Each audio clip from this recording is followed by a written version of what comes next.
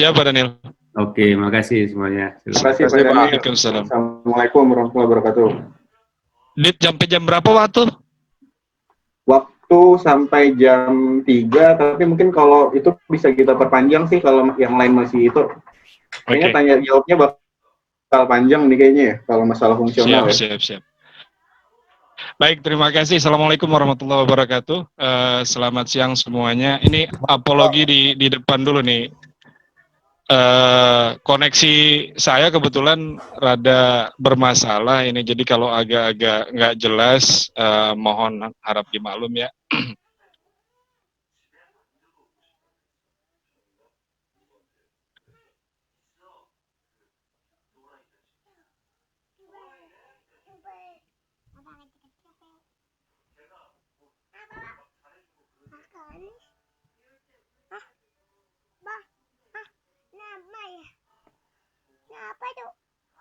Oke.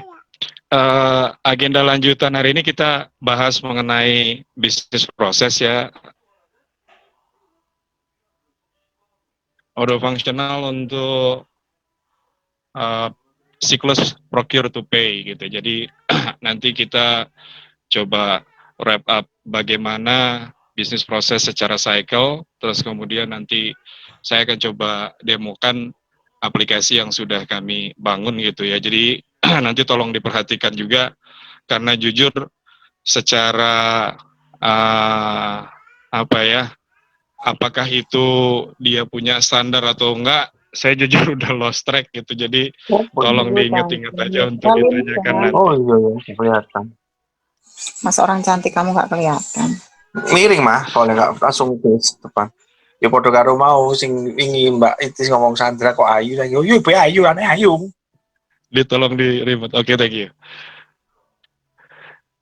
Baik, agenda kita ada beberapa hal, yaitu pertama short introduction, terus kemudian cycle walkthrough secara business process flow, procure to pay, kemudian kita demo di Odoo-nya, at the last kita akan buka Q&A ya.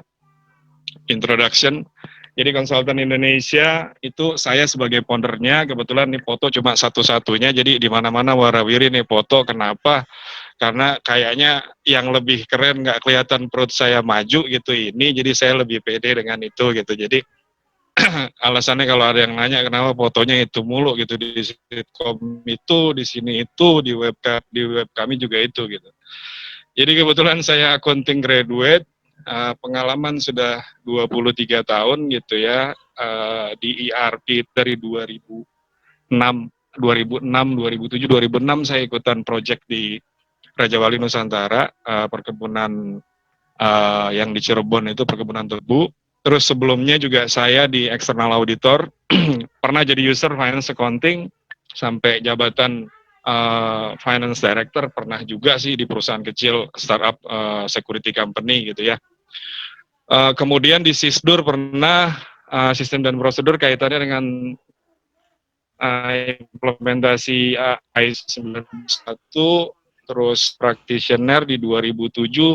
Setelah sebelumnya saya terlibat di project itu, awalnya perkenalannya lebih kepada bisnis proses consultant gitu di sana. Waktu itu implementasi Oracle dengan Metrodata, akhirnya saya kecemplung di Metrodata gitu. Terus di tahun 2009 akhir saya join dengan kliennya Metrodata, grupnya Pak Sandi, anak perusahaannya Mas Saratoga. Nah, di situ saya interaksi, jadi saya masuk ke sana karena manajemen punya agenda untuk ngeganti Oracle dengan Adam Pierre. You won't believe it, tapi itu terjadi ya, benar-benar Oracle Discrete yang pertama kali sebelumnya saya juga terlibat mengimplementasikannya, akhirnya Discrete diganti dengan Adam Pierre, dan di front end-nya kita pakai PHP untuk di lapangannya, karena waktu itu koneksi masih sangat mahal, jadi nggak bisa langsung pakai Adam Pierre.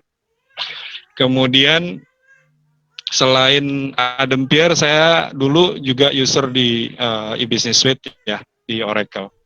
Ini beberapa produk yang sudah kami kembangkan, jadi plantation dan mills. Ini untuk perkebunan, sama mills ini berarti hilirnya dari si perkebunan ada 2 hilir yang saya pegang. Kami itu mendevelop untuk CPO produk sama CPKO.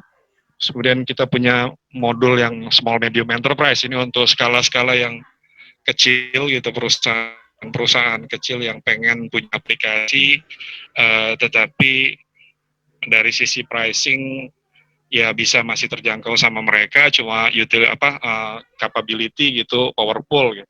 Konsepnya jadi kayak software investment, karena kebanyakan implementasi ERP itu failure-nya di sisi human ya. ODBM ini untuk building management, jadi apartemen, komersial bisnis kayak kantor, mall, nah itu juga kita punya produknya. Terus DMS ini mohon maaf ini timnya Cendana saya pakai, jadi saya ikutan proyeknya Cendana waktu itu ngebangun dokumen manajemen sistem yang ada early warning-nya. Nah kemudian secara milestone, konsultan Indonesia itu dimulai di quarter ke 2018, sebelumnya ke belakang saya banyak di freelance beberapa project Odo di 2016 itu sama-sama Ajis di perusahaan catering, terus kemudian pernah juga di Daya Motor ikutan. Nah basically itu introduction untuk konsultan dan saya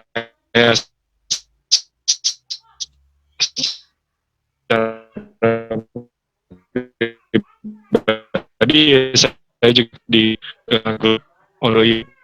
Nah ini dari PR, kemudian ditindaklanjuti dengan POMR, kalau kita ada PB, vendor sama cash payment. Ini proses ini di mana-mana hampir selalu seperti ini, cuma variabelnya nanti ada titik berat emphasize di masing-masing tipikal industri. Artinya kayak kalau ngomong di distribusi manufacturing, tentunya dari sisi procure to pay yang akan lebih beratnya dia di MR-nya gitu, di inventory-nya gitu. Nah, sedangkan untuk industri-industri lain mungkin kalau ngomongnya kelas-kelas EP itu nggak terlalu jelimet banget gitu. Jadi kalau kaitannya dengan penerimaan barang, once itu konteksnya adalah distribution bisnis atau manufacturing, nah itu baru mulai kita berat lah. Artinya requirement di sisi itu akan sangat banyak kaitannya dengan nggak cuma penerimaan pengeluaran barang saja, tapi termasuk juga dengan warehouse management sistemnya gitu, di mana di situ juga akan melibatkan bagaimana kita caranya racking sistemnya secara fisik, terus kemudian dikorelasikan dengan sistemnya, bagaimana sistem akan memfasilitasi proses receiving, terus kemudian ke QC, and then after QC kita mau store ke racking, bagaimana caranya itu bisa dilakukan secara otomatis. Nah, setahu saya di Odo juga sudah memfasilitasi, sudah sampai dengan hal tersebut. Nah, cuma jujur saya juga belum pernah punya profil ketemu dengan bisnis yang seperti itu gitu.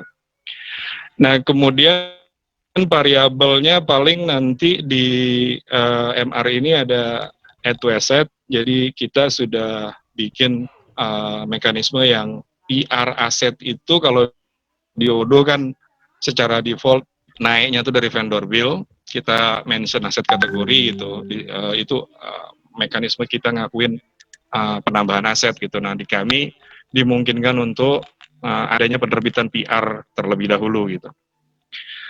Nah secara proses mungkin teman-teman semua juga udah aware ya, proses procure to pay itu awal kita identifikasikan adanya PR ini secara sistem cycle ya.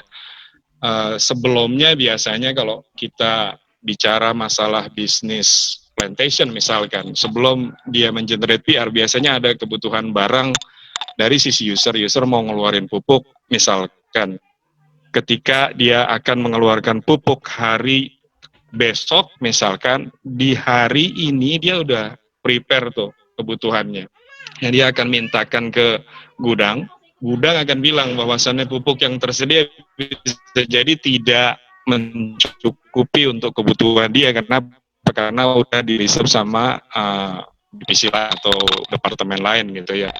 Nah dari situ men-trigger apa namanya PR. PR ini inisiasi untuk si tim procurement mengenerate PO. Kalau nggak salah di Odo itu ada yang namanya tender ya, kalau nggak salah. Jadi awal sebelum PO gitu. Nah ini kami juga modifikasi dari situ. Modifikasinya kita geser ability dari si tender tadi atau si PR tadi menjadi bisa ngebuka langkah untuk sourcing gitu. Jadi kalau kita mau beli barang, orang procurement itu selalu berpikirnya dari mana gua mau fulfill kebutuhan tersebut gitu. Jadi dia harus punya tools atau menu yang memungkinkan dia untuk meminta penawaran harga dari beberapa supplier. Nah ini fasilitas ini yang kita buatkan. Jadi dari PR kalau butuh sourcing terlebih dahulu, apalagi kalau secara internal kontrol, misalkan tertulis bahwasannya SOP procurement itu sebelum memvalidasi PO harus ada perbandingan 3 penawaran harga dari supplier. Itu kita fasilitasin dengan PR, dibuka ke RFQ gitu ya.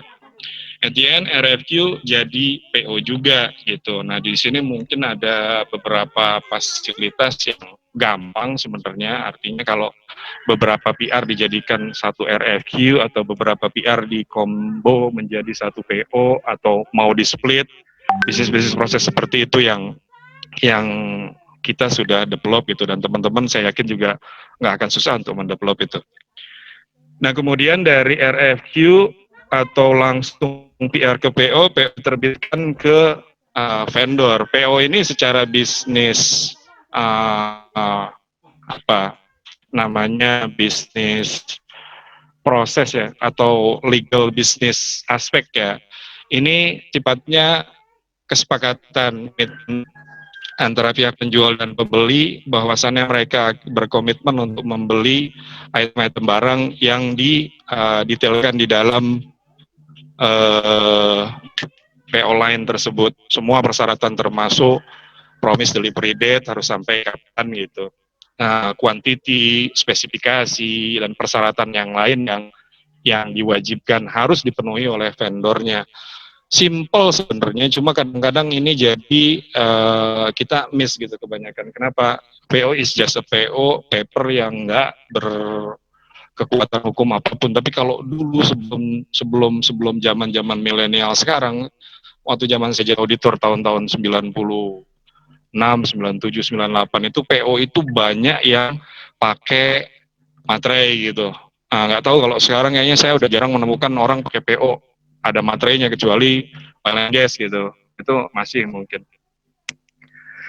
Nah, next setelah PO ini akan kita terima di modul material receipt, inventory masuknya. Nah, di sini yang tadi saya sampaikan tergantung dari bisnis proses atau industri perusahaan, maka dia akan menentukan kompleksitas seberapa kompleksnya mereka punya cakupan gitu. Nah di sini biasanya nanti teman-teman juga harus melihat seberapa kapabilitas Odo yang bisa diutilisasi, gapnya terhadap ekspektasi dari klien. Ya kembali akhirnya ujung-ujungnya kita kayak kemarin saya sampaikan, kita hanya bisa suggest atas knowledge yang kita tahu, terus kemudian jelas feature yang disediakan Odo, tetapi kemudian ketika itu tidak memenuhi ya tinggal kita balik ke diri kita gitu. Kita bukan sesuatu institusi yang assure atau assess kayak audit gitu ya. Jadi ya yang kita bela adalah yang kita bayar, yang bayar kita gitu. Jadi berani maju atas kepentingan yang bayar gitu. Terkadang juga saya mengalami itu. Jadi ketika kita kekeh secara bisnis proses, secara internal kontrol, secara aspek perpajakan, kita sudah terangkan bahwasannya hal itu kecenderungannya Etian akan merugikan mereka secara proses atau administrasi, tapi ujung-ujungnya mereka tetap minta kita untuk menyediakan yang biasa mereka mau. Sebenarnya kadang-kadang itu nanti berbenturan dengan next fase dari ERP itu sendiri, karena kan ERP itu kan nggak melulu cuma untuk nyatet ya, untuk nyatet untuk bisnis proses. Tapi most esensial adalah kita mengakumulasikan data, yang mana data ini sebisa mungkin dianalisa untuk kebutuhan business decision juga gitu. Jadi data 3 tahun, 5 tahun bisa jadi untuk perusahaan-perusahaan yang sedemikian cepatnya persaingan mereka harus bisa melihat tren misalkan. Terus kemudian kecenderungan terhadap aspek tertentu, semisal kondisi kayak sekarang itu similarity-nya dengan 98 seperti apa sih gitu. Nah, mereka pengen lihat datanya, di mana irisannya ketemu gitu. Nah, kadang-kadang kan data-data seperti itu ketika mereka nggak ngikut pola yang seharusnya ada di Odoo-nya sendiri atau aplikasi ERP lainnya, maka ketika kita ngomong business interpretation dalam konteks BI dan yang lain, kita baru sadar, ternyata inilah fungsi yang namanya promise delivery date, atau kalau di kita di Odoo namanya schedule date gitu. Kenapa nggak pernah kita isi gitu? Baru setelah 5 tahun kemudian kita mundur lagi ke belakang ngisi schedule date atas transaksi yang sudah 5 tahun berlalu gitu. Nah, kadang-kadang teman-teman konsultan juga harus aware masing-masing field ini larinya kemana gitu, biar kita juga nggak ikut-ikutan salah ke bawah konsep yang katakan accurate atau jahir, yang mana mereka nggak pernah punya konstruksi ERP gitu. Jadi itu concernnya.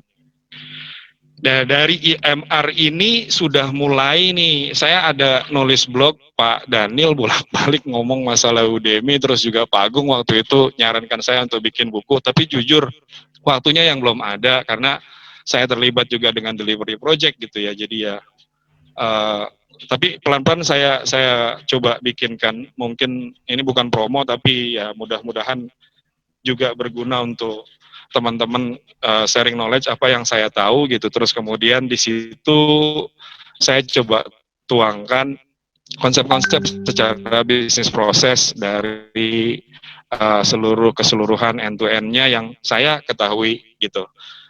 Kalau semisal memang ada salah atau apa ya, jadi welcome to have any correction gitu.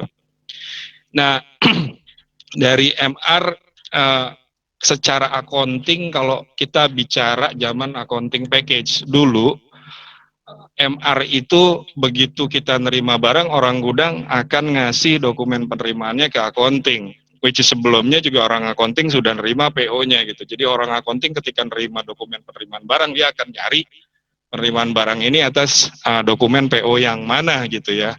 Nah, terus transaksi, pengakuan adanya penerimaan barang, tetapi belum dilakukan penagihannya. Kalau dulu simple sebenarnya, nggak pernah ada fase pengakuan vendor bill. Jadi begitu nerima barang, gue ngakuin utang langsung gitu. Nah, kalau sekarang ada fase-fase yang justru secara internal kontrol lebih dipertajam itu gitu. Nah, yang coba saya tuangkan tadi, yang saya singgung soal blog, ini salah satunya bagaimana ERP ngerubah peta accounting secara global gitu ya, yang kita nggak bicara gede-gede lah, Indonesia lah. Saya terjun ke ERP karena merasa ERP adalah musuh orang accounting. Tahun 2003, saya 2003-2004 mulai tertarik dengan ERP itu. Di situ melihat kenapa menjadi musuh, karena memang banyak peran-peran accounting secara tradisional digantikan oleh fungsi gitu. MR jujur orang accounting nggak pernah lagi terlibat dari sisi penjurnalannya. Dia langsung taunya dokumen beres, jurnal diterima sama orang, dan mereka bisa dibilang nggak pernah lagi ngontrol jurnal penerimaan barang karena udah fix jurnalnya seperti itu gitu ya. Nah, kemudian interaction yang kedua pada saat penerimaan barang, selain tentunya kita expect akan ada tagihan dari vendor, kita juga akan expect adanya add to asset dalam konteks ketika penerimaan barang tersebut merupakan barang capital expenditure gitu. Kita beli aset, maka dari material receipt ini dia akan connect langsung dengan saya potong sebentar ya, Dit. Dit, Ya, kenapa? Radit. Yes. Aneh pindah dulu ya, aneh kan di belakang nih hujan nih, jadi terpaksa harus ngungsi dulu nih. Kayaknya nggak kedengeran kan suara hujannya, aneh harus pindah dulu kayaknya. Kedengeran sih, tapi masih kedengeran sih suaranya. No, I have to move. Jadi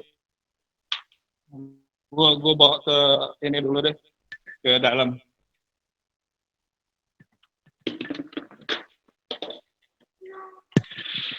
Oke, sip, lanjut ya.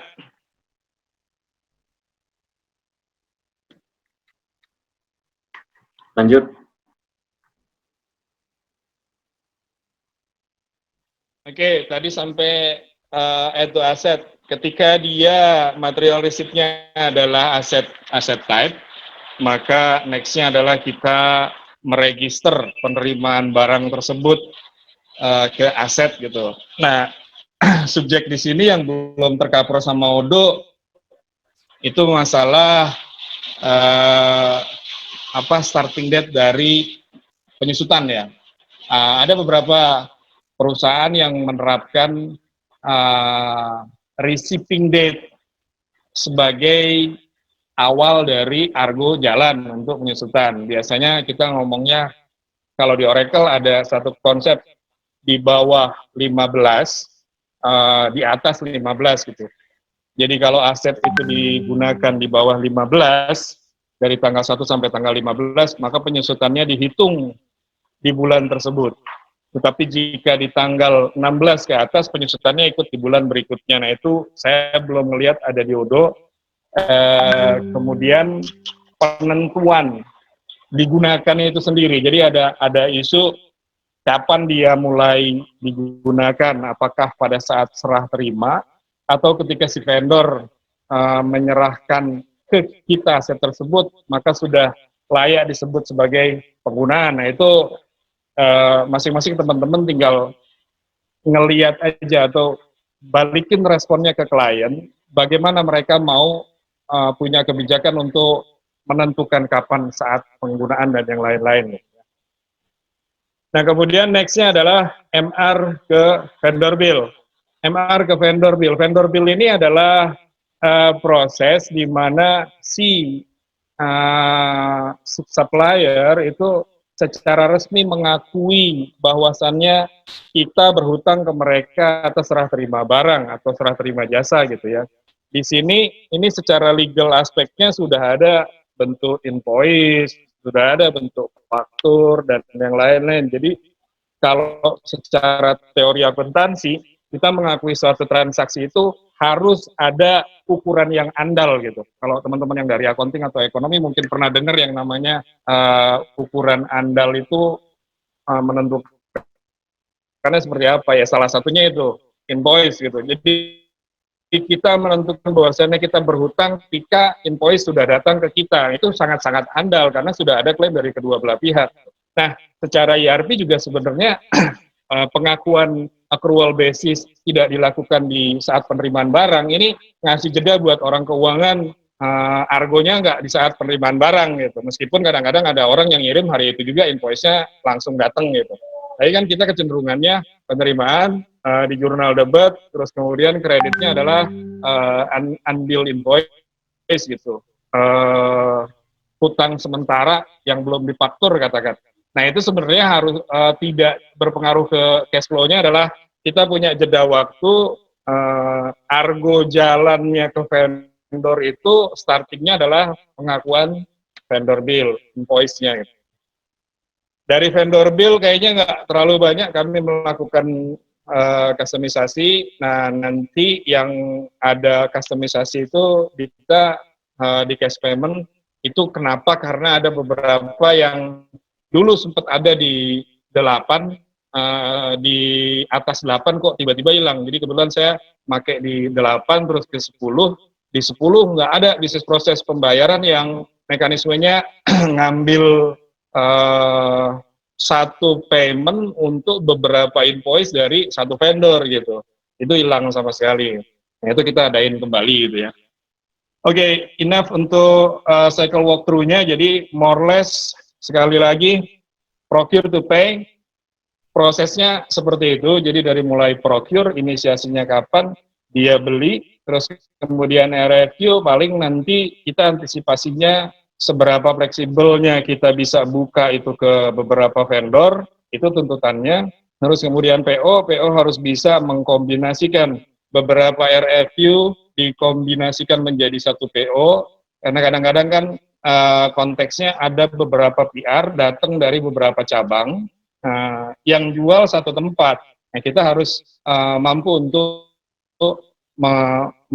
menggabungkan PR-PR ini menjadi satu PO gitu.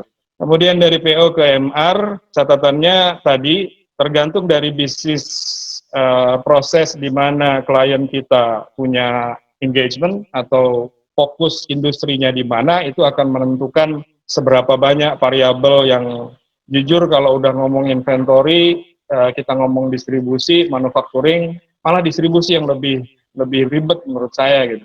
Itu yang akan jadi challenge kita. Kemudian vendor dengan cash payment nggak akan terlalu banyak kendala saya rasa.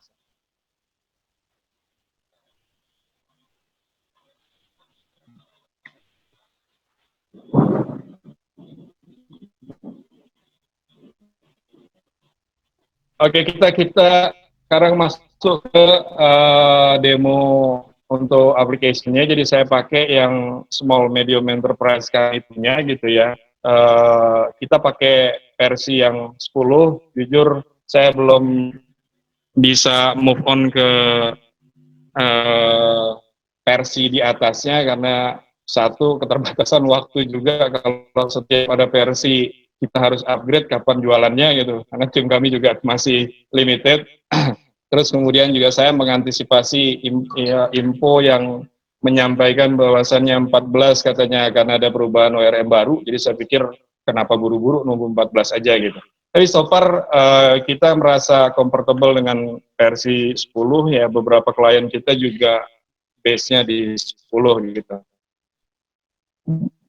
Jadi ini PR, jadi bisnis prosesnya yang kita custom ini dari tender dokumen, jadi kita jadikan PR, sederhana, kita cuma tinggal mention prioritas, jadi di sini prioritas normal, low, high, very high, ini kaitannya seharusnya dengan vendor lead time ya, jadi konteksnya ketika kita ngelihat normal itu artinya sudah harus barang itu tersedia dalam berapa periode gitu. Nah ini seharusnya didefinisikan sama tim procurement. Cuma jujur saya juga dan tim masih belum mendefinisikan. Jadi kalau ada normal itu kategorinya apa gitu. Harusnya sih begitu dia normal, dia terus kemudian milih nanti di RFQ-nya tuh vendor-vendor yang punya kategori lead time yang masuk ke dalam normal kategori tadi gitu. Jadi nggak terlalu banyak vendor-vendor yang nongol gitu. Tentunya dengan ketersediaan barang mereka. Jadi ada beberapa level. Secara advance, saya pernah ngelihat di Oracle, kalau nggak salah seperti itu dulu. Tapi di Odoo kita hanya tag aja, hanya nama saja, artinya cuma normal, low, ini juga manual banget gitu. Ditentukannya, jadi normal itu mau berapa hari, ya udah tergantung orang procurement aja gitu. Nah kemudian picking type, ini picking type menentukan gudang di mana dia akan diterima. And then seperti biasa kita pilih produk.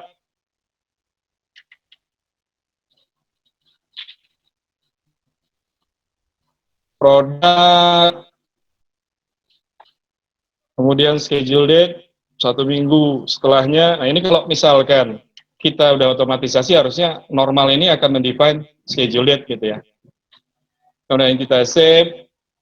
Di sini kebetulan ada fase approval gitu. Kenapa? Karena beberapa klien minta ada proses approval, ngasih jeda mereka untuk ngelihat di sisi budgeting gitu. Apakah mereka punya budgetnya atau tidak, dan yang lain-lain. Nah kalau mereka punya budget, tentunya proses akan jalan. Kalau enggak, di-reject untuk tidak sama sekali dilanjut, atau ketika alasan lain reject ini dimungkinkan ketika misalkan barang yang dibutuhkan bukan yang ini misalkan. Ya, jadi bisa dibalikin lagi.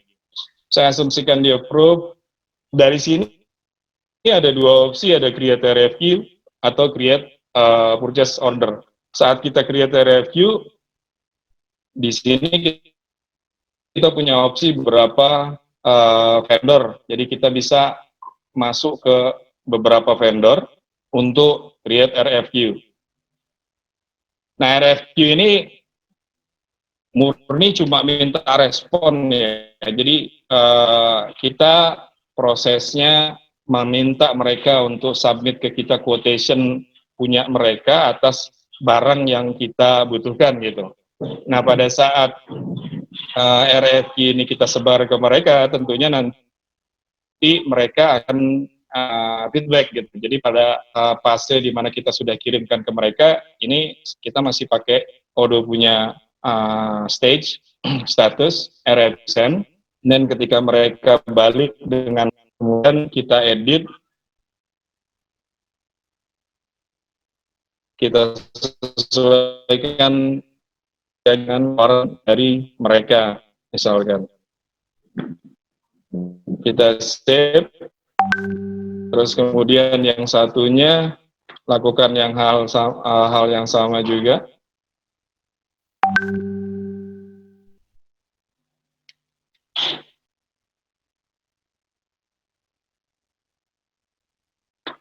Save. Nah, di kita belum kita otomatisasi proses evaluation vendornya ya. Jadi saat ini kita cuma bikin satu report.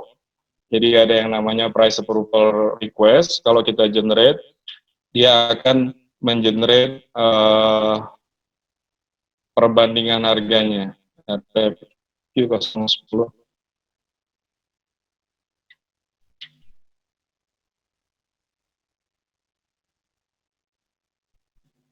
Sorry PR-nya.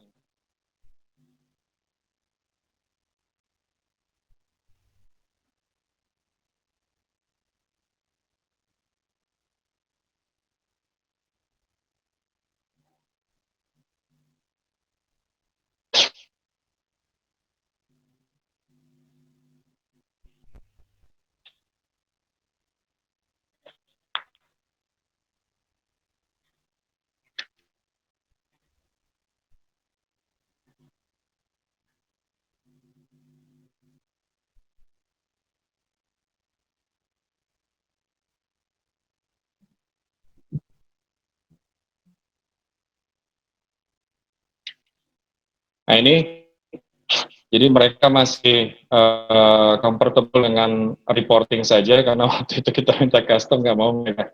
Oke, dari sini berarti kita evaluasi yang ini yang nggak maju gitu ya. 200 dan 150.000, yang ini kita reject. Kemudian yang ini maju menjadi PO.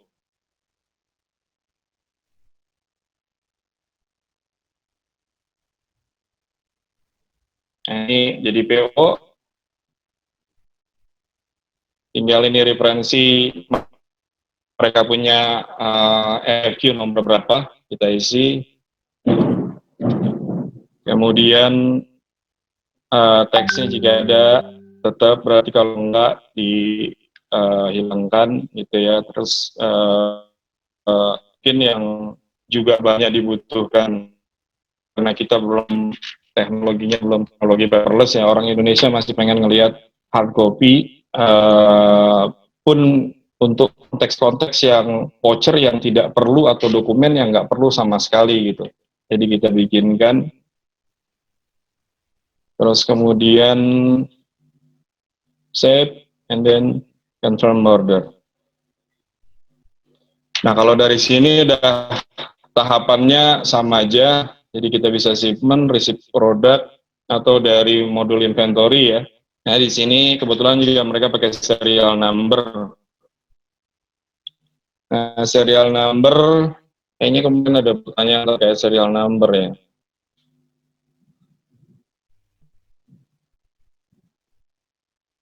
Nah, kalau kita ada 1000 liter untuk barang yang akan kita terima, approach-nya kita, makanya udah bilangnya lot atau serial ya. Kalau kita mau bikin lot, itu berarti di sini kita isi semuanya 1000 gitu ya, sesuai dengan keseluruhan barang yang akan datang. Tapi kalau misalkan kita mau bikin serial number, ya berarti kan 1000 ini dibikin satu sampai sedemikian rupa gitu ya. Mungkin bisa difasilitasi dengan otomatisasi kalau kebutuhannya di levelan serial number. Yang menentukan kita pakai lot atau serial number itu justru nanti kaitannya dengan warehouse management. Apakah dia di storage secara satuan, terus kemudian apakah dia di storage-nya dalam box, terus kemudian hal-hal lain lah.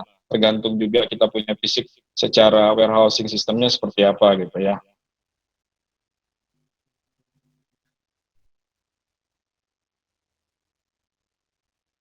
Saya validate. Nah, kemudian yang saya bilang tadi, jadi di sini adalah fase di mana kita sudah mulai berinteraksi dengan accounting dan orang accounting tinggal diem gitu. Karena mereka tidak pernah perlu lagi melakukan jurnalan. Jurnal sudah langsung ada, jadi mereka tinggal bobok baik-baik gitu ya, ngecek aja karena proses ini kita lakukan settingnya di produk kategori atau di produk gitu ya. Ya, chemical debit, kreditnya utang terima belum difaktur.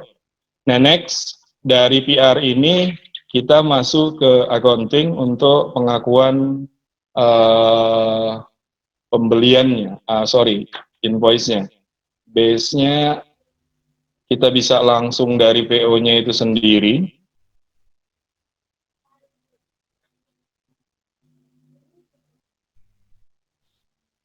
PO ini langsung kita vendor bill, atau kita masuk ke sini, vendor bill, create,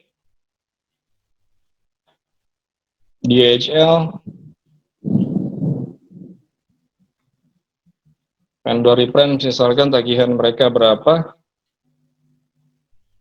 Nah, di sini standar ya, masukin faktur pajak dan yang lain-lain, saya skip aja karena saya takutnya DHL belum saya setting faktur pajaknya.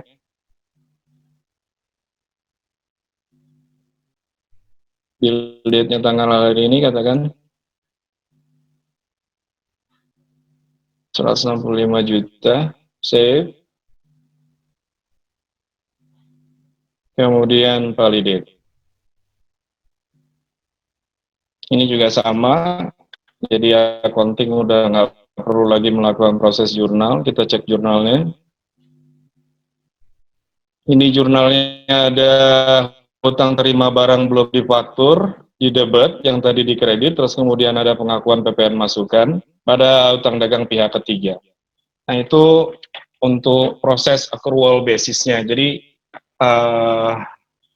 harap dibedakan ya. Kadang-kadang orang juga, bahkan orang accounting juga kadang-kadang suka salah interpretasi. Ini kadang-kadang nggak tahu teman lain pernah ngalamin apa enggak. Saya pernah ditanya gini, apa bedanya invoice atau pengakuan hutang melalui invoice atau vendor bill tadi dengan yang tidak gitu? Karena kita punya pembagiannya kan kadang-kadang gini. Di sini ada hutang dagang yang tipenya payable. Kemudian ada hutang lain-lain yang tipenya current liabilities. Bahkan di bawah sini ada yang namanya biaya masih harus dibayar, yang tipenya current liabilities. Terkadang transaksi itu, satu transaksi dengan satu vendor, dia bisa masuk ke sini, dia bisa masuk ke sini gitu. Nah, kadang-kadang pertanyaan-pertanyaan seperti ini juga orang accounting sendiri nggak bisa ngebedainnya. Karena kita yang jualan sistem, ya kita yang harusnya menjelaskan kepada mereka. Jadi kalau yang saya tahu perbedaan kenapa dia payable current liabilities yang dia yang masih harus dibayarkan liabilities itu pembedanya gini. Kalau yang payable itu kita pakai invoice, yang tidak payable nggak pakai invoice. Jadi konteksnya ngejurnal aja kita boleh yang pakai current liabilities. Tetapi kalau konteksnya non-jurnal, pengakuan hutangnya, itu harus melalui mekanisme invoice. Jadi kita bisa bedakan yang namanya payable pasti bunyi di sini. Jadi kalau hutang dagang atau apapun itu yang tipenya payable, maka vendor bill-nya harus muncul gitu. Kenapa? Karena vendor bill ini yang akan menjadi kontrol kita atas hutang, nilai hutang di dalam GL gitu ya. Itu listingnya secara aging dapat, tapi kita juga jangan kejebak dengan Pak, kan kita juga punya hutang yang lain yang apa istilahnya tidak melalui invoicing. Apakah semua hutang harus wajib melalui invoicing? Kan nggak juga gitu. Kalau misalkan kita dapat pinjaman dari sister company gitu, ya kita bisa aja masukin lewat invoice. By mean si sister company ini akunnya harus hutangnya jadi payable gitu. Ah ribet Pak, masa gue dapat pinjaman dari sister company harus melalui mekanisme utang, udahlah langsung jurnal aja gitu, atau langsung dari pengeluaran banknya saja gitu.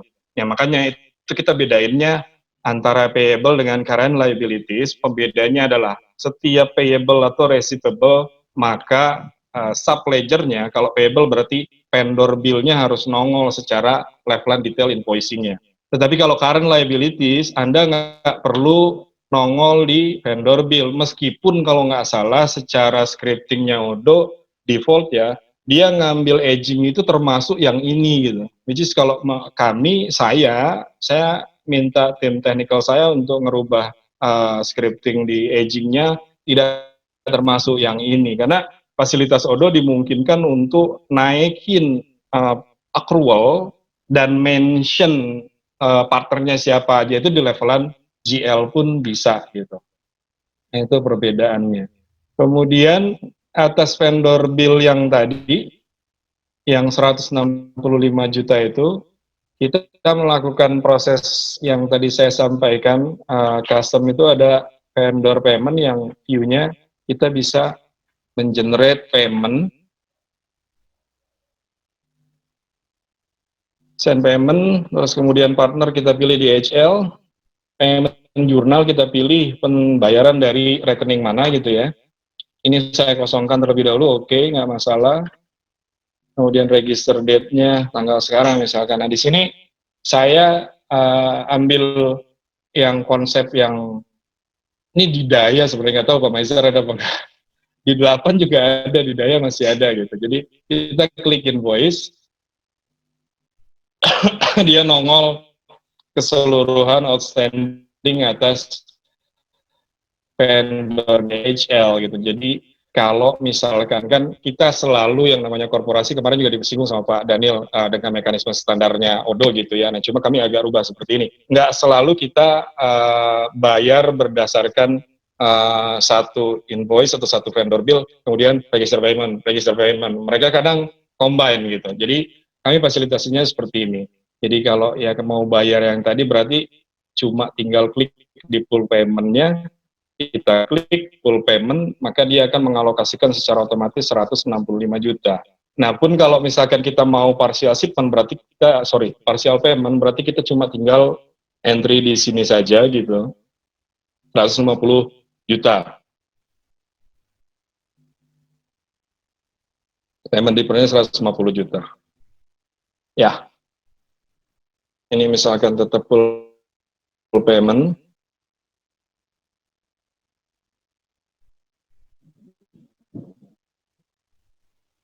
nah kemudian sebelum proses ini dilanjutkan, di kami yang waktu itu sempat saya singgung juga, bahwasannya ERP itu harusnya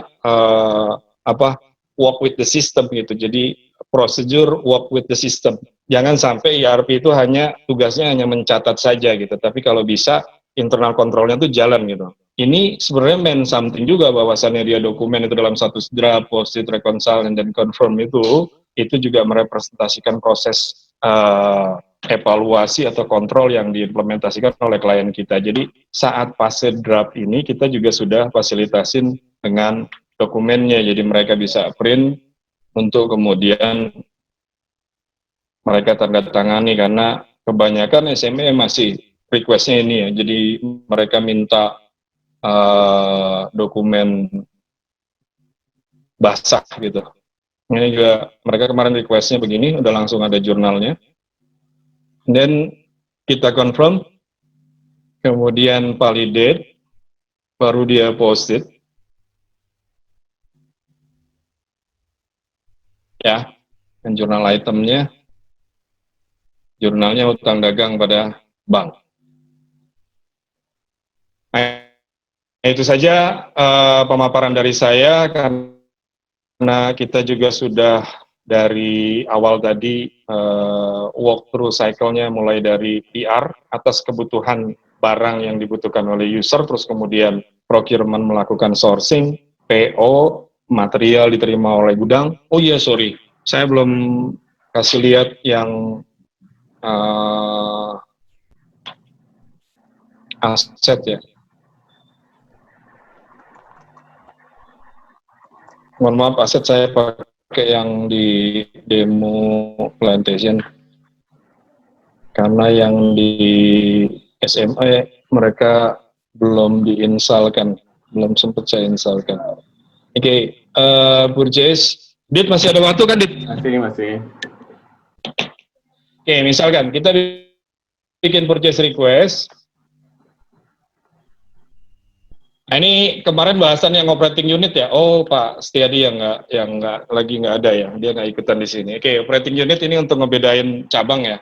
Jadi katakan operating unit HO kita akan membeli mobil gitu ya. Misal kita beli, nggak ada belum? Oh ini. Kebutuhannya 1 unit Pajero, schedule date-nya pekan depan, kemudian request approval,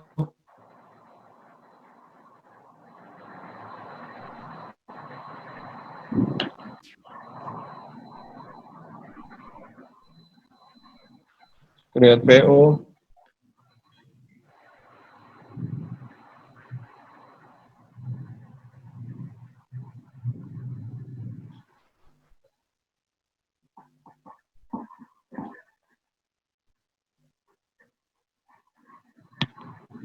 edit harga,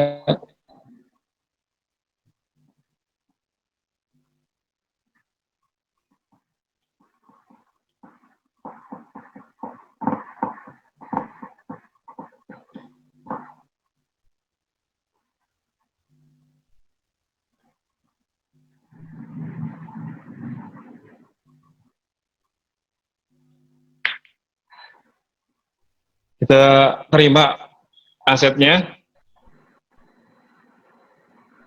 saya langsung validate aja di sini, nggak pakai plot number.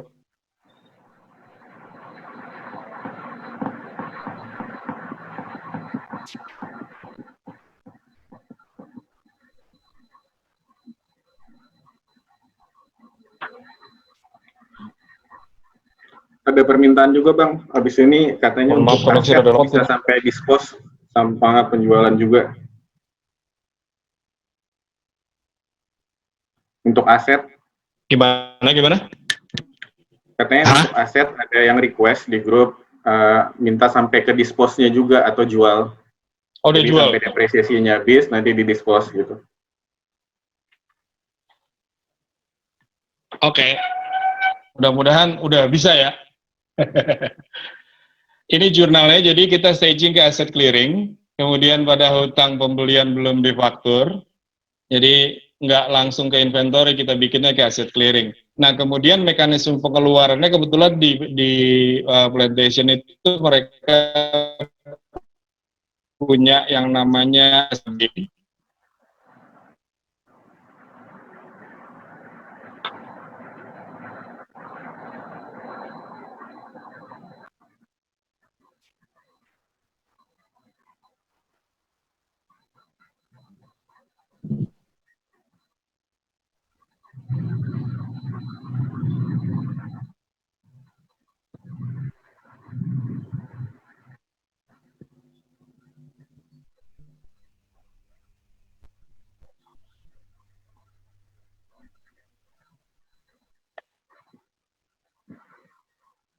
Jadi mereka punya SKB, slip keluar barang, secara SOP mereka ngeluarinnya itu melalui mekanisme itu tadi, slip keluar barang.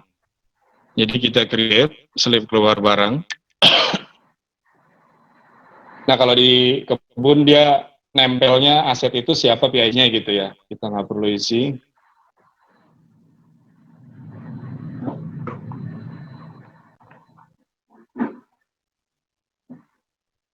date of transfernya hari ini.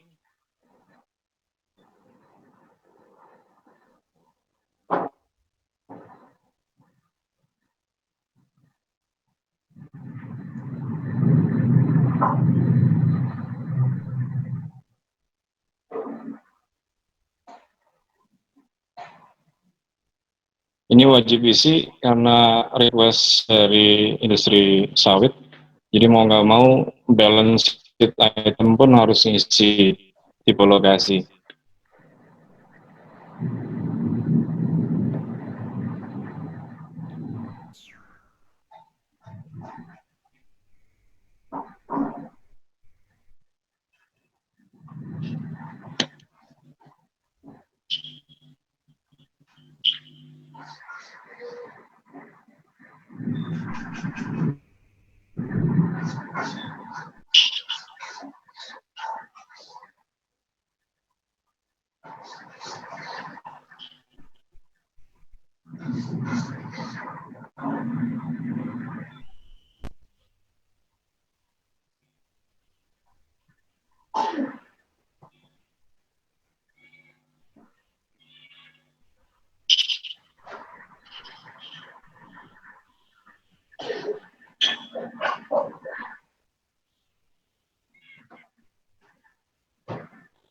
Mohon maaf, koneksinya nih first media saya kalau udah hujan begini.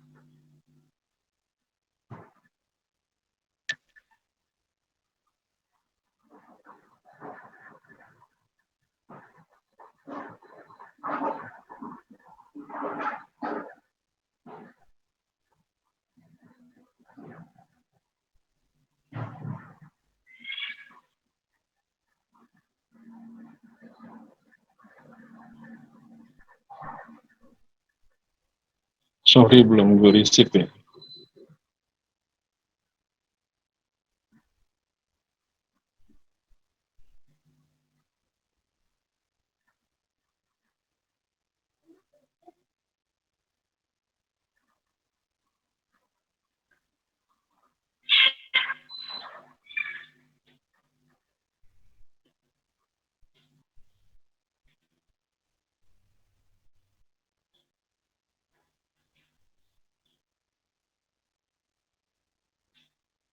Oh sudah dan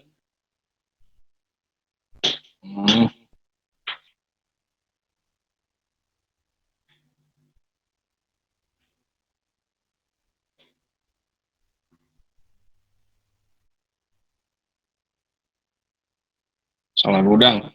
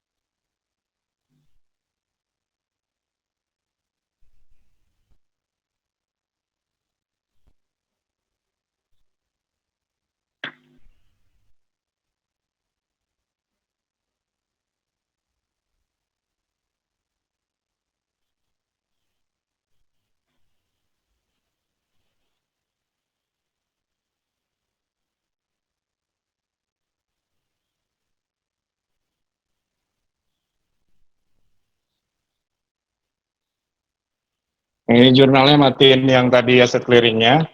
Nah, kemudian di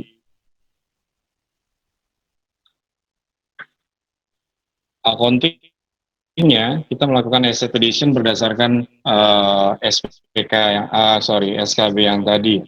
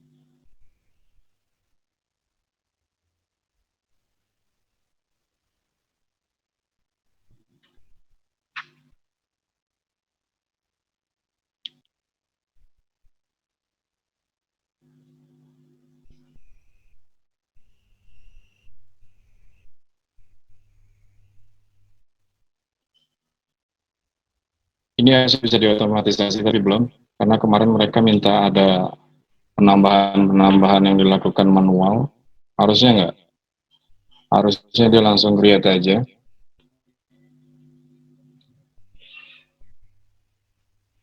Dia ngebaca dari yang PO-nya tadi ya, 358 harusnya. Nah, ini nilainya ada langsung otomatis.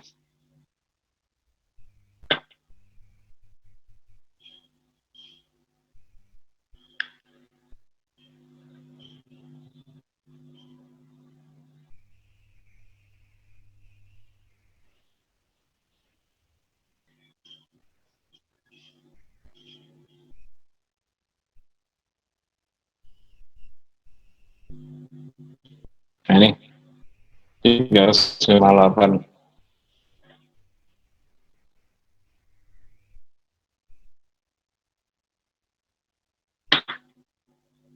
Kemudian confirm, proceed.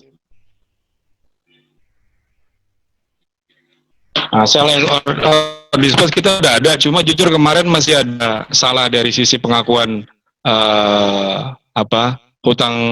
bukan hutang ininya. Kemarin itu saya terakhir minta kan dari penjualan ini langsung mention kita mau ngejual ke siapa, di situ ada customernya siapa gitu, terus kan-trigger dia bikin invoice sendiri buat penagihan ke si customer yang beli gitu. Nah itu dari itu sisi yang lain masih ada salah penjurnalan di sisi pengakuan rugi laba pelepasan aset gitu. Jadi saya belum bisa kasih lihat di sini. Ini juga kemarin pas mau perbaikannya, plantation consultant ini mau kita rubah ke web kita alamat website kita yang baru gitu. Jadi ini bulan ini nggak akan kita perpanjang yang ini, kita pindahkan ke alamat yang lain, jadi belum sempat di ini kan.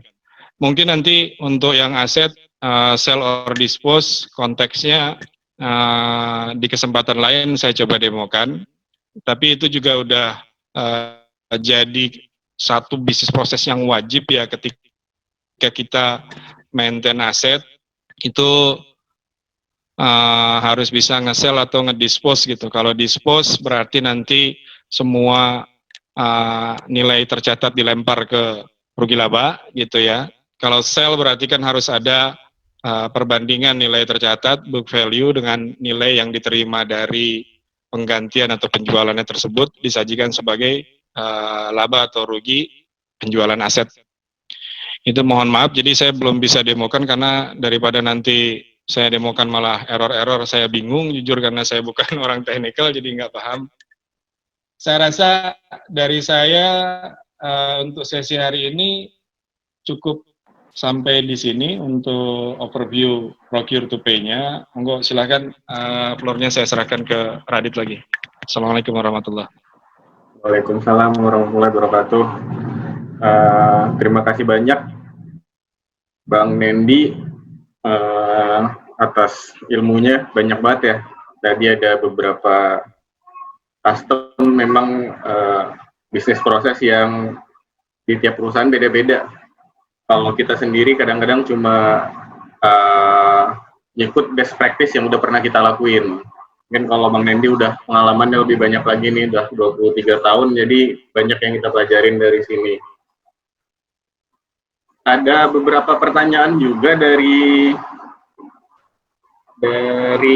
grup. Nih hujan deras di sini. Kalau suara nggak kedengeran, bilangin aja ya. Siap. Ada beberapa pertanyaan ini, tapi ada beberapa yang udah dijawab juga. Yang pertama itu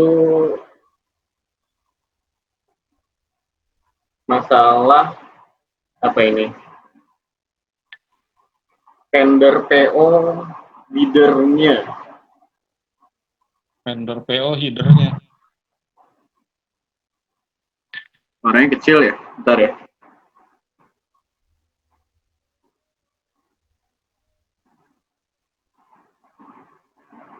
Tender PO, tes. Dari Mas Adi Pradana.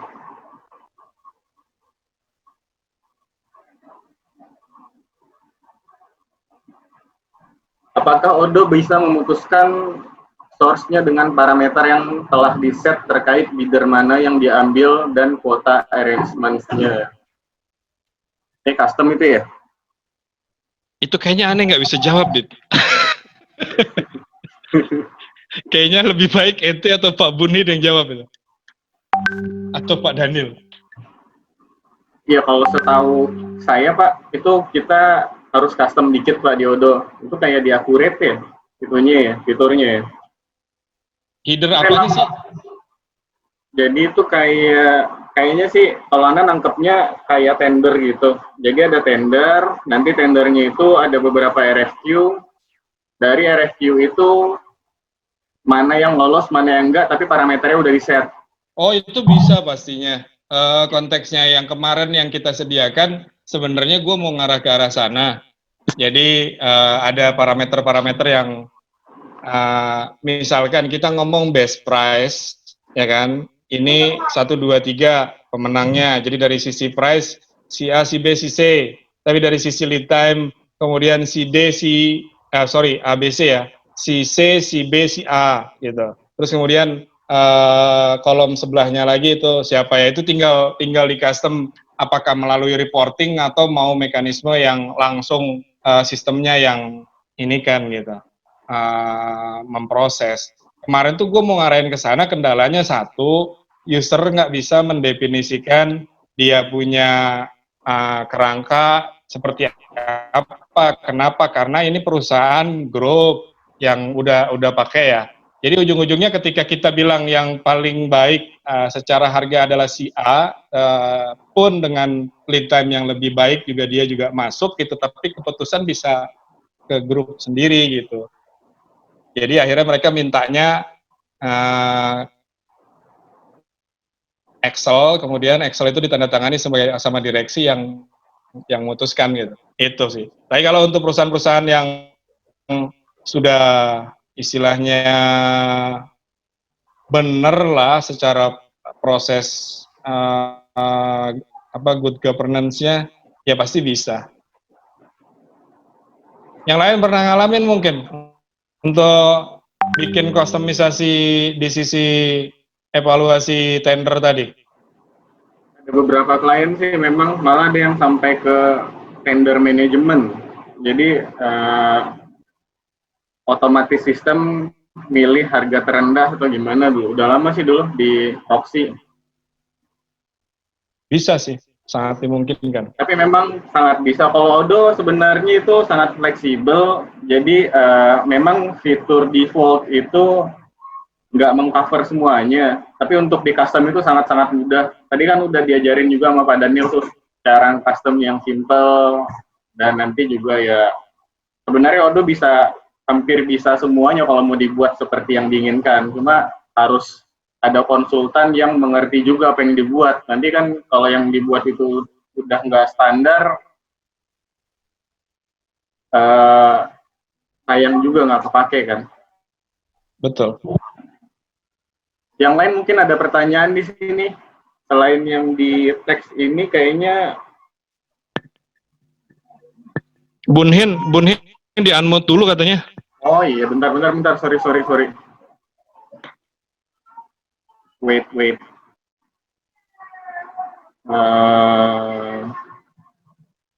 Dan ini udah bisa unmute masing-masing. Ya, mau tanya Pak Nendi, itu yang faktur pajak itu information field aja atau ada link ke logic yang lain? Ada Pak Bunhin, biasalah yang kayak kemarin Pak Daniel demokan itu kaitannya ke e-faktur. Oke. Terus itu Pak, saya lihat kalau yang tadi yang flow aset ya, itu yang pada saat penerimaan barang ke clearing aset, terus pada saat SKB. dikeluarkan di SKB dia baru ke aset, terus satu step lagi di accounting itu baru register untuk asetnya sendiri ya. Yang SKB itu hanya memindahkan akun. Betul. Aja ya. Maksudnya gini Pak Bunin, kenapa? Karena dia kemarin itu centralize-nya di HO untuk aset registration, tapi yang make orang kebun gitu. Makanya dia ditaruh. Harusnya sih secara otomatis. Kalau untuk yang industri di luar sawit, kita desainnya nggak pakai SKB. Jadi dari GRN atau material receipt, kita langsung asset addition. Jadi lebih simple, nggak perlu lagi lewat SKB. Cuma mereka itu secara default setiap barang diterima masuk gudang, setiap barang keluar dia keluar pakai SKB. Jadi mau nggak mau kita ngikutin polanya mereka, SKB kan, lari ke aset, kemudian itu asetnya dilakukan sama orang HO karena orang kebun kebetulan secara kebijakannya CAPEX decentralize di OU-nya HO. Oke, jadi pada saat SKB itu sebetulnya hanya memindahkan reklas akun aja ya, belum memasukkan ke aset.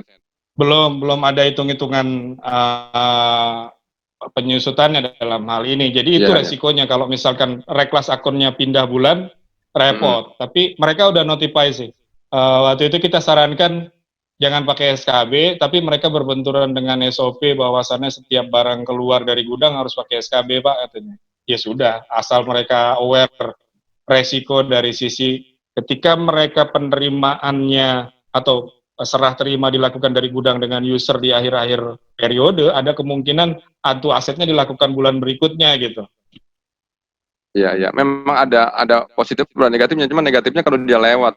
Terus kalau yang itu, kalau standar Odoo kan straightforwardnya, jadi kalau dia pada saat terima barang, kita bisa arahkan langsung ke akun aset.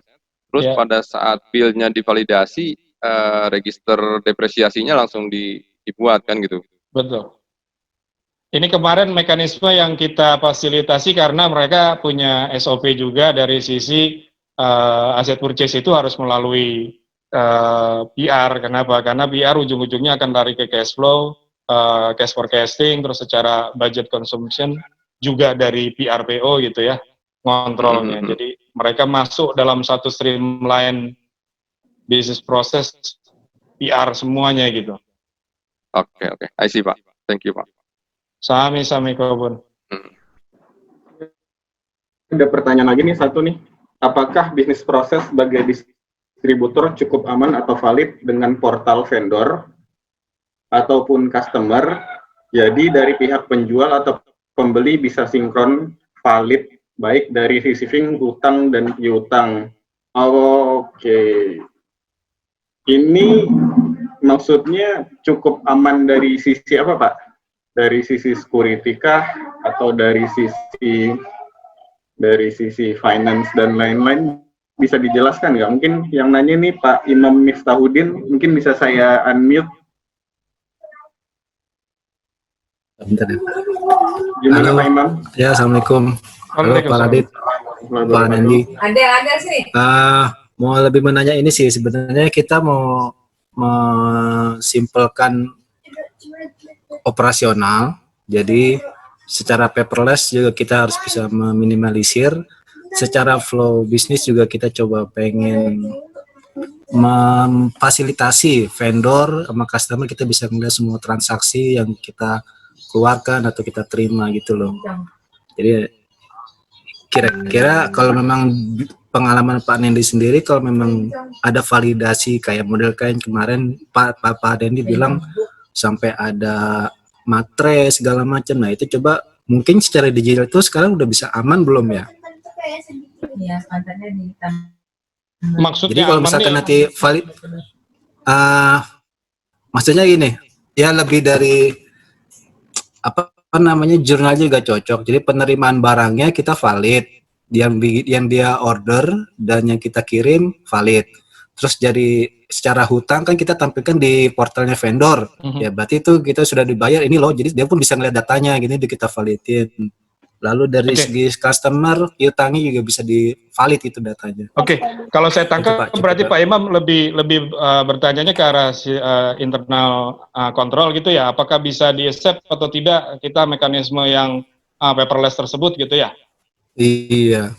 Oke, saya pikir tadi nanyanya secara sekuritas di sisi infrastrukturnya gitu. Kalau itu kan itu juga bisa termasuk kali Pak.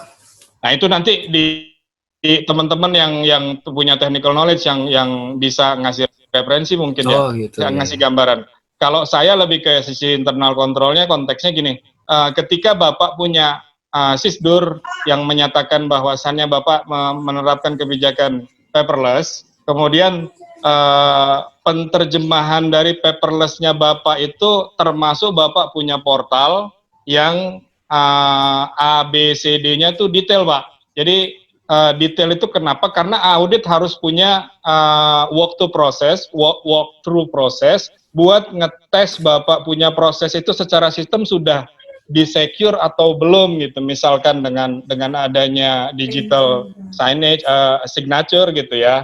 Fase-fase digital signature itu dilakukan kapan? Terus kemudian penerjemahan ke dalam dokumennya tuh apakah kalau udah level, misalnya kita punya 3 approval di sisi PO, level 1 ada tanda 1 centang, level 2 ada tanda 2 centang, level 3 ada tanda 3 centang. Ketika kita definisikan hal tersebut, audit kemudian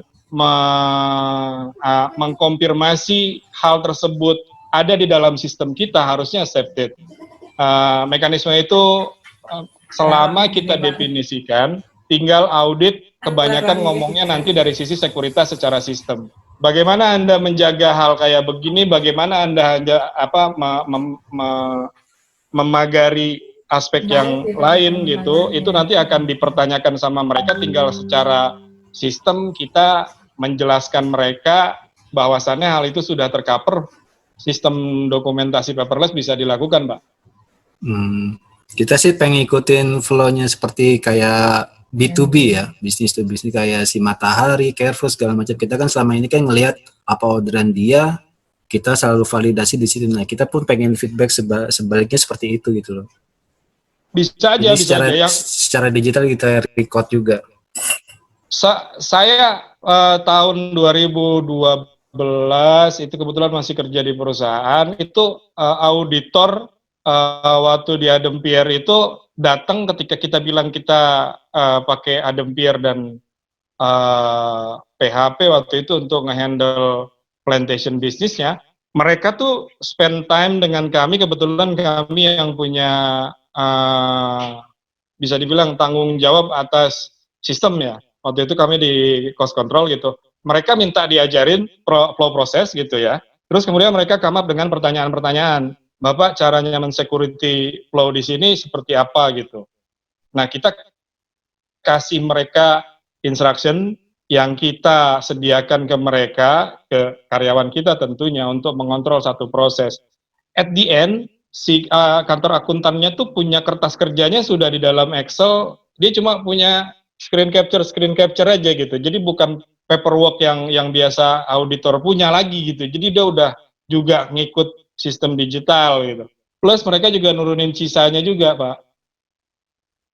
kebetulan si kantor akuntannya ini punya servis yang kaitannya dengan sistem gitu ya, audit sistem. Dia turunkan sisanya juga untuk analisa apa yang kami sampaikan terkait dengan proteksi yang kami aplikasikan gitu. Oke Pak Nendi, terima kasih. Tapi kalau misalkan masalah auditor itu berarti dia butuh fisik berkas gitu nggak sih? Atau Itu tadi. digital juga cukup? Iya, dia pakainya working paper yang digital tadi itu. Jadi dia bukti bank voucher itu dokumen yang mereka ambil sampel gitu. Mereka cuma screen capture dari aplikasi kita langsung, terus taruh di working papernya mereka sebagai data ini aja, data apa berkasnya mereka. Tapi mereka juga ada minta metadata sih, transaksi ini tanggal berapa segala macamnya. Oh, berarti cukup aman lah ya kalau misalkan mau diberlakukan portal gitu ya. Kalau ngomongnya dari sisi SISDUR, insya Allah aman Insya Pak. Allah Selama aman, ya. Bapak clear, concise, jelaskan Bapak punya kebijakan seperti apa dan bagaimana proses ngikutin sebagai seorang auditor itu bisa di trial, ya, bisa di trial, gitu, bisa di trace sama mereka happy kok. Cuma kalau Oke, ngomong masalah security secara infrastrukturnya, monggo teman-teman di sini yang teknikal yang mungkin bisa punya kompetensi untuk ngasih apakah Odoo aman atau tidak, monggo. Kalau Pak untuk Nendi, terima masalah kasih. security Lanjut, Pak, Pak Radit. dari digital dokumen itu sebenarnya udah ada beberapa vendor-vendor yang mensertifikasi dokumen digital. Itu seperti Adobe, ada VeriSign. Nah, mereka itu biasanya udah bisa langsung desain secara digital, itu pengganti stempel ataupun materai. Di Indonesia juga udah ada beberapa perusahaan yang bisa mensign digital dokumen itu, salah satunya itu saya lupa, tapi itu PT Pos ya? ada. Dan kenapa? PT Pos kalau nggak salah dapat update, cuman nggak tahu, belum pernah tahu fiturnya. Bentar, saya cek dulu.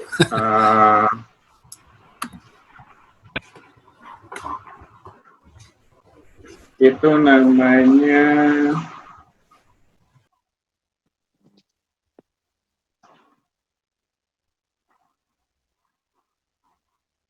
Privy, ada DocuSign, ada BP Lawyers.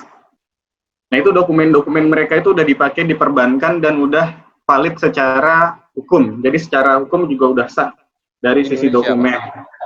Di Indonesia itu Privy yang DocuSign belum ya?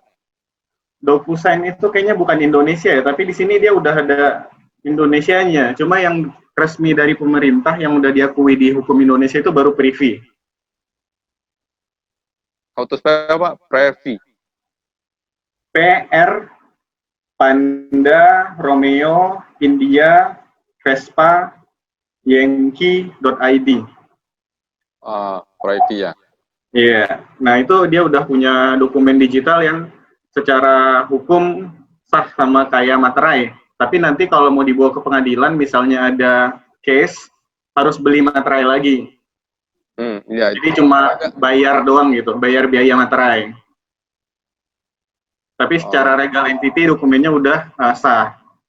Itu sebetulnya autentifikasinya seperti apa sih Pak? Yang Jadi dia end-to-end encryption Mbak. Jadi dulu saya sempat mau buat itu untuk dokumen sejenis Privy, tapi memang karena hektik banget, jadi akhirnya kita postpone dulu.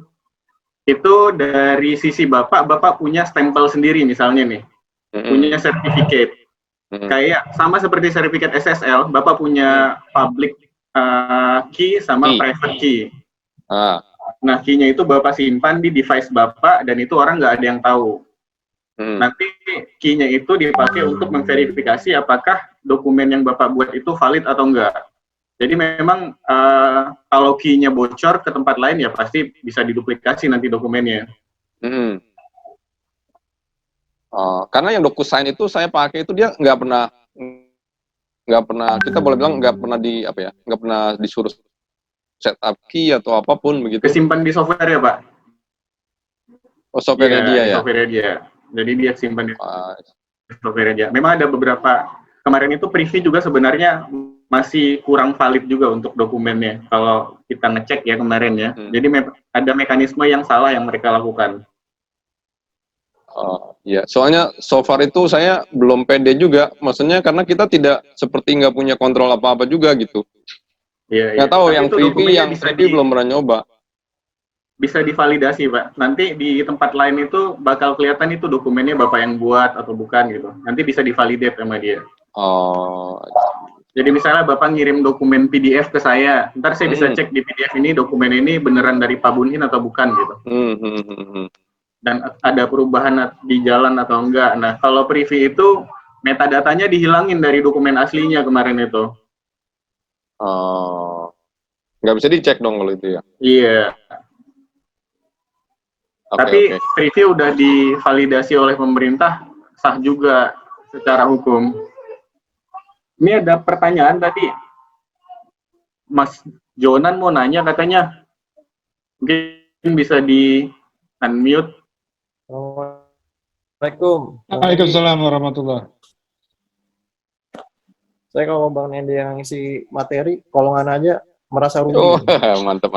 Jadi saya mau nanya, tadi penjelasannya itu belum sampai ke Bang statement ya Bang ya? Belum. Saya tuh ada pertanyaan. Kalau misalnya kita pakai bank statement nih, terus uang masuk kan, vendor billnya juga udah ada nih, ada 5 vendor bill, ada 1 pembayaran uang masuk di bank statement. Nah biasanya orang bank itu kan nggak tahu pembayaran itu untuk vendor mana kan. Nah, sementara dia catat dulu di akun perantara gitu. Nah kalau kasus kayak gitu biasanya best practice-nya itu gimana Bang? Untuk yang gelondongan payment-nya ya? Bukan gelondongan sih, dia satu payment, untuk satu vendor bill. Cuma kan si orang bank ini nggak tahu nih untuk vendor bill yang mana. Nah, apakah dibiarkan outstanding sampai dia ketemu, baru langsung direconcile ke vendor bill yang benar, atau dia catat, dia masukin ke akun perantara dulu gitu. Sehingga proses bank statement-nya udah selesai dulu, dia udah bisa validasi gitu. Ini sama sekali nggak ada informasi di itu pembayarannya dari mana gitu, Nan? Nggak ada. Biasanya soalnya bank statement itu kan si namanya juga orang bayar, kadang-kadang dia nggak masukin kan informasi vendor bill yang mana nomornya gitu. Ini payment keluar berarti? Belum masuk. Uang masuk. Uang masuk. Iya, berarti contohnya uang masuk ya, customer invoice berarti. Customer invoice ya. Cuman ini bisa dipakai juga buat vendor bill juga seharusnya.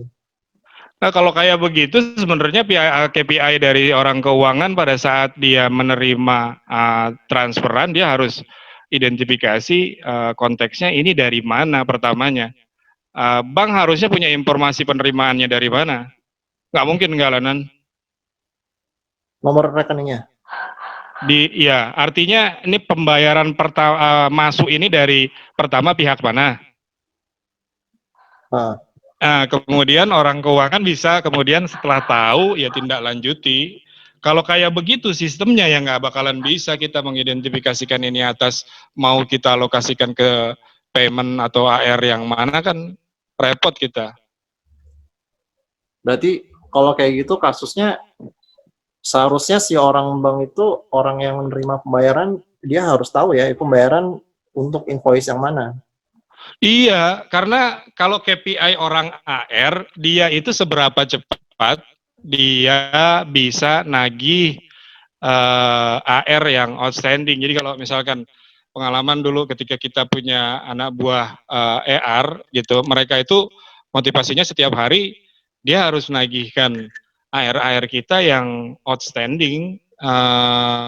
Hampir bisa dipastikan mereka harus monitoring prosesnya dari mulai penagihan sampai dengan clear gitu. Kenapa? Karena KPI-nya mereka ditentukan dari seberapa cepat mereka bisa return kita punya resource yang di luar itu gitu. Jadi kalau misalkan konteksnya sampai ada uang masuk nggak tahu atas pembayaran yang mana, ya mungkin terus yang dilempar. Bermasalah dari sisi manage AR-nya ya. Mungkin ini Pak, pertanyaannya itu gitu, kalau saya Saya Kita tangkap upload dulu mungkin berarti, orangnya Bang. terpisah, Pak. Orang AR terpisah dengan orang bank. Sementara pertanyaan Pak Jonan itu, kalau dia dapat uang masuk, katakanlah mungkin dia tahu dari customer yang mana, tapi dia tidak mention untuk invoice yang mana. Nah, pertanyaan Pak Jonan itu apakah boleh si orang bank ini, saya pokoknya reconcile aja ke akun apalah Uang gitu. muka misalnya. Ya pokoknya Berantakan yang lah penting kalau banknya kayak begitu. udah dia buat dia cocok. Nggak mungkin kan menurut saya sih. Mungkin berantakan lah mesti. Karena tujuannya reconcile justru mencocokkannya itu. Kita pernah belum buat invoice udah ditransfer Bang. Gimana tuh Bang? Kalau kayak begitu belum dibuat invoice belum udah ditransfer, lu bikin satu advance untuk advance receipt. Partisi betul. Kadang-kadang customer itu lagi ngomong sama salesnya baru ngasih quotation, saking semangatnya ditransfer. Padahal baru quotation. Itu kita bikinkan aja customer advance payment gitu. Jadi kalau di kami namanya advance invoice, dia nyata ini dipotong dulu gitu, pendapatannya kita withhold di jurnalnya sisi kredit ya, gue pakai di uang muka penjualan, pendapatan ditangguhkan.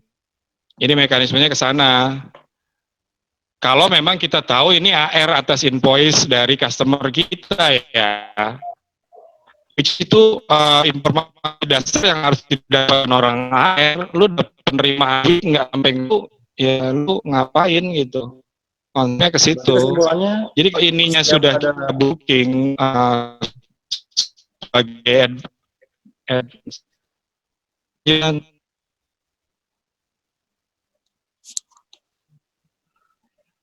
halo. Suaranya hilang, Bang. Kalau kasusnya Pak Jonan itu dia bayar duluan, belum ngapa-ngapain kita, menurut saya sih masukinnya ke payment receipt aja, Pak. Payment receipt. Nah, nanti dia bisa payment receipt itu reconcile bisa banknya. Nanti pada saat invoice kita terbit, dia kan muncul di outstanding sebagai outstanding di ODU. Jadi dia bisa reconcile di situ. Jadi nggak mengganggu proses. Kalau kita lewatnya payment receipt. Jadi kita ngomongnya yang standar ya? Iya betul, yang standar. Oke. Bisa payment receipt. Berarti kesimpulannya ketika ada uang masuk itu harus tahu ya partnernya siapa ya? Wajib, partner mesti wajib tahu. Wajib ya. Walaupun kita catat di akun sementara, misalnya di advance, tetap harus kita cantumin partnernya siapa ya berarti? Iya. Biar betul, nanti kita apply invoice-nya gampang. Ya. Oke Bang, makasih Bang. Siap, sama-sama. Ada pertanyaan lagi dari yang lain kira-kira nih? Asar. Ada yang mau sholat dulu? Atau ini udah asar lebih 20 menitan? Gimana nih? Ya, sholat dulu. Pertanyaannya dijawab di grup Telegram aja. Ini pertanyaan-pertanyaan mungkin bisa ditulis di chat aja ya, karena memang waktunya udah lebih juga, kita udah lebih 40 menit dari jadwal dan udah mau sholat asar juga. Ada yang request. Ya cuma mungkin bagi yang ini, bagi Pak Jonan atau Pak Rahmat itu saya penasaran sama menu fiturnya Enterprise yang three-way matching itu, dia ngapain aja ya, yang dikontrol? Iya Pak. Yang three-way matching di Enterprise modul. Ada settingannya itu di purchase ya kalau nggak salah ya? Iya, cuma kan saya nggak pernah nyoba yang di Enterprise. Jadi yang maksudnya dia ngapain? Maksudnya yang dia kontrol itu apa saja? Itu saya juga belum pernah pakai yang three-way matching. Belum pernah ya. Tapi kelihatannya dia nggak mau nggak bisa invoice kalau yang di deliver atau yang di receive lebih dari yang di PO kayaknya. Oh. Kayaknya Pak, soalnya saya juga belum pernah pakai itu. Oke. Kasih. Kalau Oracle mau dengar? Boleh Pak. Bun. Jadi kalau di kita kan Sentralnya di PO ya? Sentralnya nggak mesti di PO sih Pak, karena dia kan masing-masing bisa berjalan sendiri, invoicing bisa sendiri, receiving bisa sendiri, PO bisa sendiri. Cuma maksud saya yang three-way matchingnya itu, yang di enterprise itu yang dia kontrol apa saja, apakah hanya mengontrol ada PO, ada receive, boleh validasi bill, atau mungkin ditambah kuantitinya matching, atau mungkin ditambah harganya matching, atau ditambah apalagi gitu. Saya juga belum tahu, makanya saya tanya tadi. Ya, kalau konsepnya Oracle ya sama sebenarnya secara proses. Ya, kalau kita vendor bill kita mention PO ya. Di vendor bill kita mention atas PO yang mana gitu ya. Kalau di PO itu kan sebenarnya kan seolah-olah harganya sudah ada di situ, kuantitinya sudah ada di situ. Ya. Kalau kita terimakan lebih, seharusnya nggak boleh gitu kan. Bisa jadi misalnya si PO kan walaupun di PO 1000, nanti waktu vendor bill-nya diakui 1100, kalau yang standar saya yakin itu bisa divalidasi, tetap dia tidak tidak peduli dengan PO-nya bilang apa gitu kan. Atau mungkin asal dia sebutkan PO sekian, nomor sekian, terus receiving nomor sekian, divalidasi, padahal sudah ada sebelumnya, bisa divalidasi juga itu kalau yang standar. Jadi ya makanya yang di enterprise itu pengen tahu sebetulnya dia kontrolnya sampai sejauh mana gitu. Kalau kontrol three-way matching itu yang umum ya memang itu tadi, artinya gini, invoice itu diakui berdasarkan satu berapa yang diterima, kemudian harga ambil dari PO, that's it. Jadi dia three-way itu ya tiga segitiga itu tadi, vendor itu ngambil material dari yang diterima, which is MR atau GRN, ngambil harganya, harus harga kemudian PO. dia harus ngecek ke PO. Iya. Jadi si validator nggak bisa seenaknya ngasih harga ya Pak? Iya. Oke, thank you Pak. Sami-sami. Oke, ini gimana? Mau kita tutup aja, Bang? Atau sholat belum sholat ya. Kalau bisa lanjut atau enggak? Atau habis sholat mau lanjut lagi? Cukup kayaknya Pak. Aneh lagi ada ini naikin saldo awal ulang ini, makanya lagi juga ngerjain itu. Oke, berarti yang ada pertanyaan ditulis aja ya di sini di grup chat, nanti mungkin bakal kita kumpulkan untuk dijawab di grup Telegram. Dan pekan depan juga insya Allah masih ada lagi waktunya di hari yang sama, hari Sabtu, hari Jumat juga ada sebenarnya. Hari Jumat itu jam 1:30 ya Mas? 1:30 ya. Kita Jumat Sabtu masih rutin sekarang, jadi nanti bisa di-join aja di grup Telegram, nanti akan ada infonya. Untuk materinya, judulnya juga akan kita tentukan nanti, untuk pekan depan kita belum ada, tapi mungkin nanti pertanyaan bisa disimpan di sini, nanti akan dibahas juga di pekan depan lagi. Dan untuk tadi ada titipan pesan dari Pak Daniel, untuk promo kode yang Star UML, diminta Japri di grup Telegram. Jadi mesti join dulu tuh ke Telegram, Japri aja Pak Daniel, nanti dikasih kode promonya kalau yang mau pakai Star UML tadi. Udah, mungkin hari ini kita cukupkan sampai di sini ya. Terima kasih banyak untuk Pak Daniel dan Bang Nendi dan semua yang hadir di sini. Mudah-mudahan ilmunya bisa bermanfaat dan bisa membantu semua orang yang ada di sini. Oke Pak, terima kasih. Sama-sama. Sama-sama. Mudah-mudahan ini enggak ya. Waalaikumsalam warahmatullahi wabarakatuh. Terima kasih.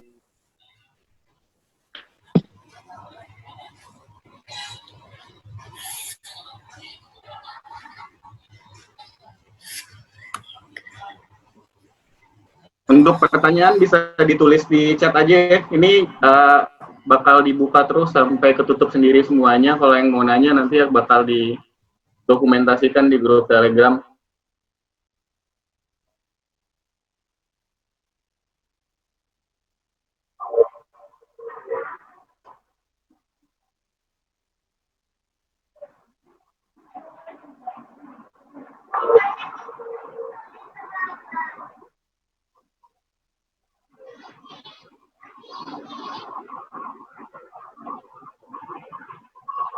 Selesai